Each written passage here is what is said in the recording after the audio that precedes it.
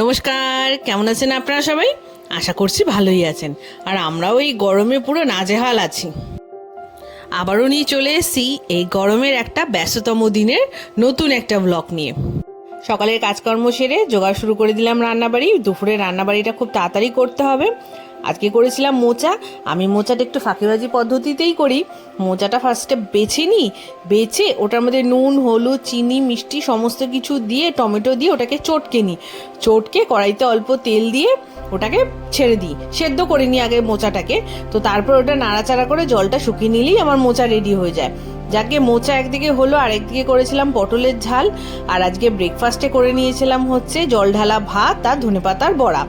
তারপরে চললাম বরের টিফিন গোছাতে। বরের টিফিনে দিয়েছিলাম সেই করা পটলের তরকারি, গরম ভাত আর একটু শশা দিয়ে দিয়েছিলাম।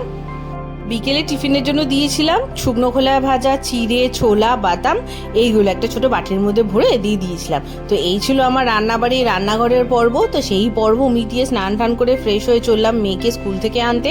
আর এখন তো ওদের স্কুলের টাইমিংটা একটু এগিয়ে দিয়েছে, তো ওর জন্য আরও গরম। মানে কি হয় কি, 12টার সময় ছুটি হয়েছে, তো 12টার সময় সূর্য একদম মাথার উপরে।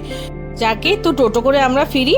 ফেরার পথে একটু বাজার বসেছিল, আর ঘরে একদম সবজি প্রায় শেষই হয়ে গেছিলো। আর লেবুটা না, এত লেবু খাওয়া হচ্ছে, লেবু তো প্রায় ডেলি কিনছি আর ডেলি শেষ হয়ে যাচ্ছে। তো এই দাদুর থেকে আমি প্রত্যেকদিন লেবু নিই, তো এই দাদুর থেকেই আমি লেবু নিলাম। আর 2-4 জন মাসি বসেছিলেন একটু সবজি নিয়ে, আমি একটা লতি নিলাম। আর তেমন কিচ্ছু কিনতে পারিনি, লতি আর একটু কুমড়ো, কলা দর করছিলাম। এখন বাজারে কলাগুলো কীরকম জানো, বাইরে দিয়ে দেখতে লাগছে পাকা একদম সুন্দর, কিন্তু ভেতরে না কাঁচা থেকে যাচ্ছে। তা মেয়ে ওই এক কামড় দিয়ে ফেলে দেয়, ওই জন্য কলাটা নিয়েও আর নিলাম না। তা মেয়েকে বাড়িতে রেখে এবার চললাম আমি অফিস। আজকে ট্রেন প্রায় ফাঁকাই ছিল, গরমে মনে হয় আর কেউ ঘর থেকে বেরোচ্ছে না, পুরো ট্রেন অলমোস্ট ফাঁকাই ছিল। তো কাজকর্ম সেরে ফেরার পথে আজকে গেছিলাম একটু বাপের বাড়ি। ওই রাত হয়ে যায় তো আমার বেরোতে, মোটামুটি 9:45 বেরিয়েছিল আমার ওখান থেকে বেরোতে। তো বাবার দোকানে পৌঁছলাম আমি 10টা নাগাদ।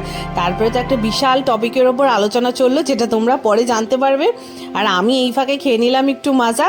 তারপরে তাড়াতাড়ি করে বাবাকে টাটা করে এবার বাড়ি ফেরার পথ ধরলাম। বাড়ি ফিরতে ফিরতে না খুব রাত হয়ে গেছিলো, মোটামুটি 11:30 বেজে গেছিলো।